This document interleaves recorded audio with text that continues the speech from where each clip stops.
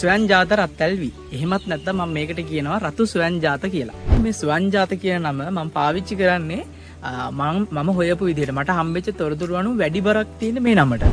ඒ නිසා මම මේ ස්වයංජාත කියන නම භාවිතා කරන්නේ. නැතුව මට මේ නම කියලා මට මේක හදන්න ඕනේ කියලා කියන්න ඕන කමක් නැහැ. මට කියන්න ඕනේ මේකේ වටිනාකම. ඒ කියන්නේ මේක ලේසියෙන් වගා කරගන්න පුළුවන්. ඒ වගේම රසායනික පොහොර බෙහෙත් ඕනේ නැහැ. ඒ වගේම මේක රසයි. අන්න ඒ නිසා ඔයාලා හදලා කන්න කියන පණිවිඩය තමයි මට දෙන්න ඕනේ. ඉතින් මේක ස්වයංජාත වේවා, මේක සෝගම් වේවා, මේක ඉදල් ඉරිඟු වේවා මට කියන්න තියෙන්නේ පාන් පිටි වලින් කෑම හදලා කනවා. ඉතින් අපිට එක වේලක් හරි ඒ පාන් පිටි වලින් හදන කෑමක් හදන්න නැතුව මේ වගේ දෙයකින් පිටි කරලා අරගෙන මේකෙන් කෑමක් හදලා කන්න පුළුවන් නම් අන්න ඒක වටිනවා කියලා මම හිතනවා. ස්වයංජාත රත්තල්වි. එහෙමත් නැත්නම් මම මේකට කියනවා රතු ස්වයංජාත කියලා. ඉතින් මේ වීඩියෝ එක අපෙන් බීජ ඉල්ලපු කට්ටියට මම ඔයාලට මුලින්ම කියනවා මේ වීඩියෝ එක ඉවර වෙනකම් බලලා බීජ අපෙන් ලබා ගන්න කියලා. ඉතින් මුලින්ම කියන්න ඕනේ මුලින්ම මම වීඩියෝ එක දාද්දී මගේ හිතේ අදහසක් තිබ්බේ නැහැ මේ බීජ විකුණන්න. මුලින්ම මට පෙන්වන්න ඕනි කමක් තිබ්බේ මේ වගේ දෙයක් තියෙනවා මේක ගොඩවවන්න පුළුවන් ඒ වගේම හාල් වගේමයි කියලා පෙන්වන්න තමයි මට ඕනකම තිබ්බේ. ඉතින් ඒ වීඩියෝ එක මිලියන එකකට අධික ප්‍රමාණයක් බලලා තිබ්බා. ඉතින් ඒ කට්ටිය ගොඩාක් අය කියලා තිබ්බා. එයාලටත් මේක වගා කරලා බලන්න ආසයි. බීජ කොහොමද ගන්නෙ? බීජ ලැබෙන්න සලස්වන්න කියලා ගොඩාක් අය කියලා තිබ්බා. ඉතින් මේක වගා කරන අයියත් එක්කත් මම කතා කරලා මේ කොහොමද ඔයාලට මේක ලැබෙන්න සලස්වන්නේ කියලා එයාත් එක්කත් කතා කරා. ඉතින් මම මේ වීඩියෝ එකේදී කියන්නේ ඒක ගැන. අනිත් එක තමයි බීජ විකුණන අරමුණින්ම මම කරා නම් අර වීඩියෝ එක වෛරල් ගිය වෙලාවේ ගොඩක් කට්ටිය ඉල්ලපු වෙලාවේ මට කියන්න තිබ්බා අපි මේවා දෙනවා මෙන්න මේ ගානකට දෙන්නේ එහෙමයි කියලා කියන්න තිබ්බා. එහෙම නැතුව මම පස්සේ වීඩියෝ එකක් දාන්නේ මට ඕනි වුණා මේකෙන් ඇත්තටම කෑමක් හදන්න පුළුවන්ද හදලා කන්න පුළුවන්ද මොන වගේ රසක් දෙන්නේ මේක ඇත්තටම ගුණ දෙයක්ද ඉතින් මේක ගැන තව හොයන්න හිතුණා. ඉතින් මේ ඔක්කොම කරලා තමයි මම හිතුවේ මේක ඔයාලට දෙන්න ඕනේ කියලා. මුලින්ම අපි කතා කරමු කෘෂිකර්ම දෙපාර්තමේන්තුවේ මේකට මොකක්ද කියලා තියෙන්නේ කියලා. එයාලා කියලා තියෙන්නේ මේක වී වර්ගයක් නෙවෙයි මේක කුඹුරේ වවන්න සුදුසු නැහැ කියලා. ඒ කියන්නේ සාමාන්‍ය වී වගා කරන කුඹුරක මේක වවන්න සුදුසු නැහැ. ගොඩ වී වගාවක් විදියට ඒ කියන්නේ එහෙම නැත්නම් හේන් වගාවක් විදියට මේක කරන්න සුදුසුයි කියලා තමයි එයාලා කියලා තියෙන්නේ. ඉතින් මම එයාලගේ මතයට ගරු කරලා මම මේකට වී නොකිය ඉන්නම්. ඉතින් ඒක ඇත්ත නැත්ත මම දන්නේ නැහැ. හැබැයි මම මේකට කියනවා රතු ස්වයංජාත සහල් කියලා. දැන් හේතුව තමයි එකක් කෘෂිකර්ම දෙපාර්තමේන්තුවේ මේක වී එකක් නොවේ කිව්වට සහල් නෙවෙයි කියලා කොහෙවත් කියලා තිබ්බේ නැහැ. අනිත් එක තමයි මේ සහල් ඇටේ හපද්දි එන්නේ තනිකරම කැකුළු හාල් ඇටයක රසමයි. ඊට වඩා පොඩ්ඩක් තදයි. කැකුළු හාල් ඇටයක රසම තමයි එන්නේ. මම මේකට රතු ස්වයංජාත සහල් කියලා කියන්න හේතුව තමයි අනිත් හේතුව මට හම්බුණ තොරතුරු අනුව ස්වයංජාත වර්ග දෙකක් තියෙනවා. එකක් තමයි සුදු ස්වයංජාත අනිත් එක රතු ස්වයංජාත. තවත් ස්වයංජාත වර්ගයක් තියෙනවා නම් ඔයාලා දන්නව නම් කමෙන්ට් එකක් දාගෙන යන්න. ඉතින් මට හම්බුණ විදිහට නම් මේ දෙක තමයි තියෙන්නේ. ඉතින් සුදු ස්වයංජාත වගා කරන අයියා කෙනෙක් මට කතා කරා. ඔයාලා ගොඩක් අය එයාව දන්නවා ඇති. එල්ලස්සේ කොල්ලා කියන පේජ් එක කරන්නේ ඒ අයියා. එයා ගාව සුදු ස්වයංජාත තියෙනවා කිව්වා.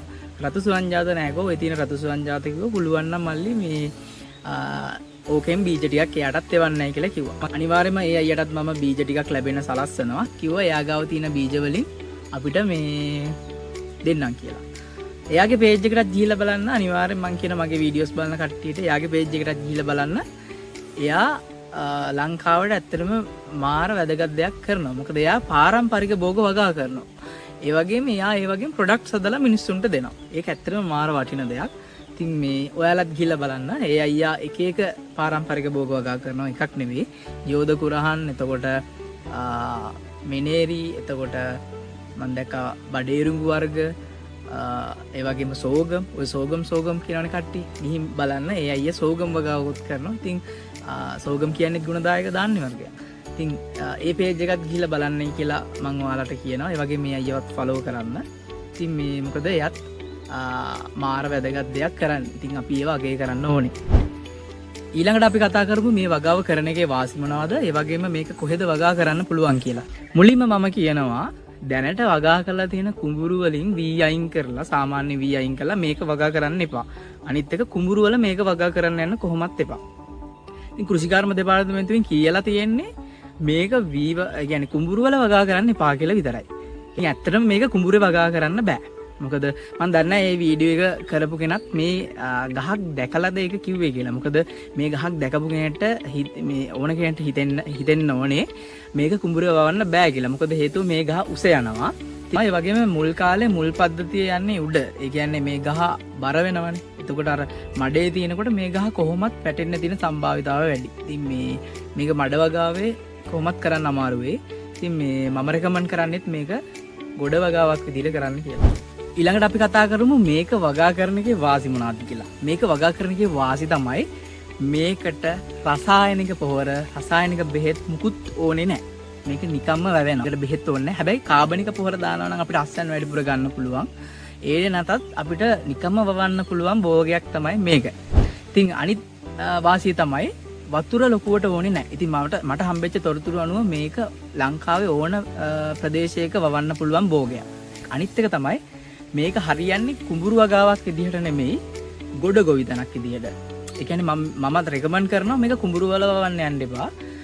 ඔයා ගොඩ ඉඩමක් තියෙනවා නම් අන්න ඒකේ වගා කරලා බලන්නයි කියලා. ඉතින් ඕව තමයි වාසි. ඉතින් මේක රසායනික පොහොර නැතුව බෙහෙත් නැතුව මේක වවාගෙන අපිට කන්න පුළුවන් නම් ඒක ඇත්තටම කොච්චර වටිනවද. අනිත් දේ තමයි මම මේකේ රස ගැන වීඩියෝ එකක් කළා. يعني ගොඩක් කට්ටිය කියලා තිබ්බනේ මේකෙන් කෑමක් හදන්නේ කියලා. ඉතින් අපි කිරිබත් එකක් හැදුවා මේකෙන්. කිරිබත් එකක් හදලා කෑවා. ඒ වගේම මම ඒකේ රස කොහොමද හැම දෙයක් ගැනම ඒ වීඩියෝ එකක් කරා.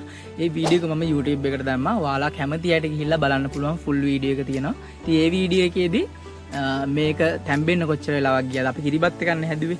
තැම්බෙන්න කොච්චර වෙලාවක් ගියාද? එතකොට ඒකේ රස මොකක්ද? හැම දෙයක්ම මම මේ වීඩියෝ එකේ පැහැදිලි කරා. ඉතින් මේක කිරිබත් එකක් විතරක් නෙමෙයි. මට හිතුණ විදිහට නෑ. කියන්නේ ඒ කෑම හදද්දි මේක තම්බලා පොළුයි සීනි දාලා වගේ කලවම් කරලා කන්න දිනවා නම් ඇත්තටම කුඩාක් රස වෙයි. මොකද මේක සාමාන්‍ය හාලක් තැම්බෙද්දි එන රසකට වඩා රසයි. ඒක මට ඒක කියන්න තේරෙන්නේ නැහැ. ඒ කියන්නේ අපි සාමාන්‍ය ධාන්‍ය වර්ගයක් තම්බලා කාලා දිනවනේ ඔයාලා නේ. කඩල, කව්පි, බඩේරිඟු ඒ වගේ තම්බලා කාලා දිනවනේ.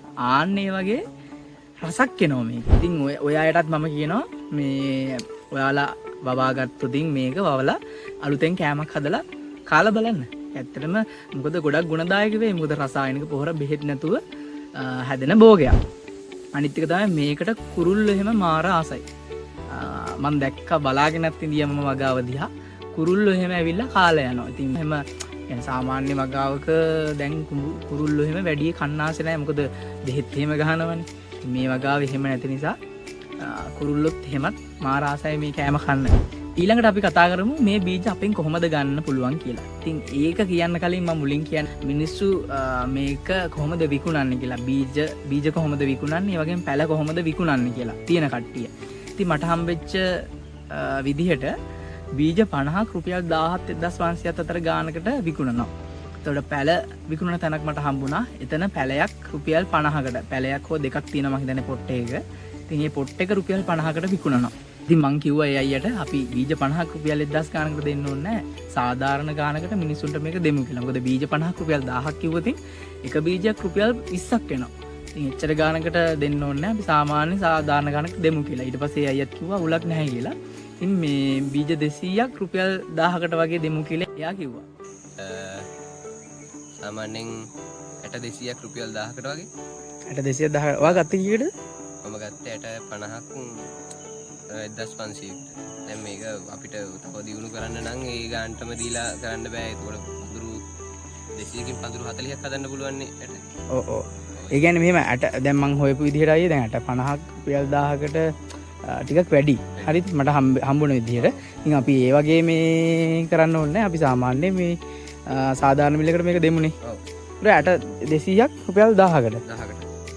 200ක් ගන්න කි වාසින් පද්ද මේ කට්ටිය මේකේ. ඒකට අපිට පුළුවන් 65 ගාන එක පඳුරකට දැම්මොත් පඳුරු 40ක් හදා ගන්න. 180ක් 90ක් අතර පැල වෙනවා අනිවාර්යෙන්. පැලයක්කින් අස්වැන්න ගන්න කොච්චර වගේ කාලයක් යනවා? මාස 3ක් 3මාරක් වගේ කාලයක් යනවා. යනවානේ. මේක ගොඩ ඕන තැනක වවා ගන්නත් පුළුවන්. කුඹුරේ වවන්න අමාරුයිනේ. ඔව් කුඹුරේ වුත් ගස් පෙල්ලෙනවා. ගස් පෙල්ලෙනවානේ. ගස් පෙල්ලන මඩට. එයා කිව්වා. මේ ඉතින් ඒකට මමත් එකඟ වුණා. මොකද මම කල්පනා කරලා බැලුවා බීජ 200ක් රුපියල් 1000කට ගන්න කෙනාට ඒක වාසීද කියලා. එකක් තමයි මේ බීජයක් වෙන්නේ රුපියල් 5ක් වගේ ගාණක්. මේ බීජයක්. කොට ඒක ඇත්තටම වටිනවා. මොකද මම නයිමිරිස් වගාව කරනවා. ඉතින් නයිමිරිස් බීජයකුත් රුපියල් 10ක් වෙනවා එක බීජයක්. ඉතින් මේ වගේ දෙයක් කියන හැමෝ ගාවමත් නැති වර්ගයක බීජයක් රුපියල් 5කට අවුලක් නැහැ.